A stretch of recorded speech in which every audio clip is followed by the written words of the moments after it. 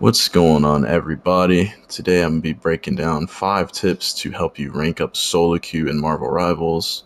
I've been top 500 for multiple seasons solo queue, and believe me, I know how stressful and how ridiculous some of those games can be, between throwers, people just being trash, and losing close games. I've seen it all. So here's 5 tips that'll actually, should help you out, help you get out of the metal ranks and get to the rank that you desire. But tip number 1, right, is to not give up after one bad round. I've seen this so many times in my solo queue games where people will flame each other, they'll type GG after one round. You don't necessarily have to, especially on payload, right, where it's 3, you don't triple cap. What people have to understand is that just because you don't triple cap does not mean you lose the game. I've seen it so many times where people will give up just because you don't triple cap. On some maps, it's just harder to triple cap on, and some teams are better on offense and some teams are better on defense. It just depends on your players and your comp, really. And yeah, so don't flame your teammates after one round. Try to see if you can solve an issue, stuff like that. Don't come into the game with the mindset that you're gonna lose. My second tip is to really pick characters that you can get a lot of value on, right? Like, pick strong characters that are good this season. Hela, Punisher, Daredevil's really good, Magic. Pick characters you can get value on all the time, and if you're good with them, you kind of impact the game heavily.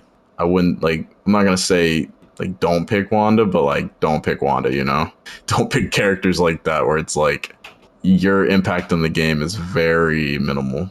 Just keep that in mind. But that's tip number 2. Tip number 3 is ult timing, right?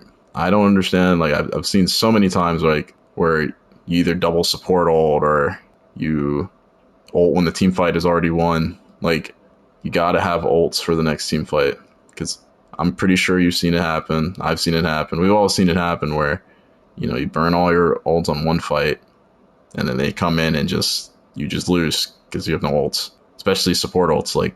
Those things are very valuable, and they determine team fights. So you gotta ult properly, ult with a reason, right? Don't just ult randomly. Have a goal that you want to do when you're ulting, right? You want to force a support ult. You want to, stop a DPS ult, stuff like that.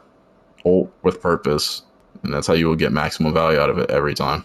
Tip number 4 is to not stagger. Staggering is one of the main reasons a match can flip on you, especially if it just keeps repeatedly happening. And for anyone that doesn't know what a stagger is, it's basically your team dies, right?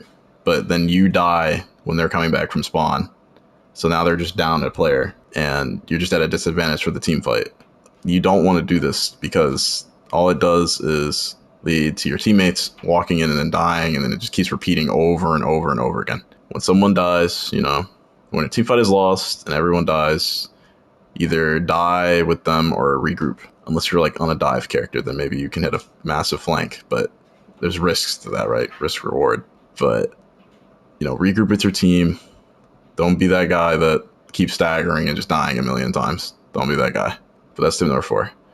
Tip number 5, and this is something a lot of people don't do, is to play the objective. This is not COD.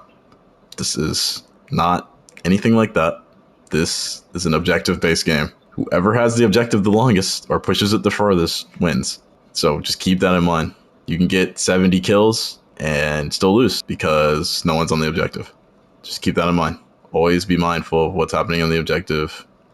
Try your best to stay on there. If you're all about to die and your team dies, don't stagger. Just get on the point. Stay on the point as long as you can, because at that point you just be getting percentage, or stay on the payload, stuff like that. Just be mindful of where the card is and how much progress you have and how much more you can delay the enemy from having progress, because this is an objective-based game at the end of the day. But those are my 5 tips to rank up solo queue. If y'all want to see another video like this, drop some comments. I'd be happy to make another one. I enjoy making these kind of videos anyway. And yeah, if you enjoyed the video, drop a like or sub. Very much appreciated. Thank you for watching my vid, and I will catch y'all in the next one. Later.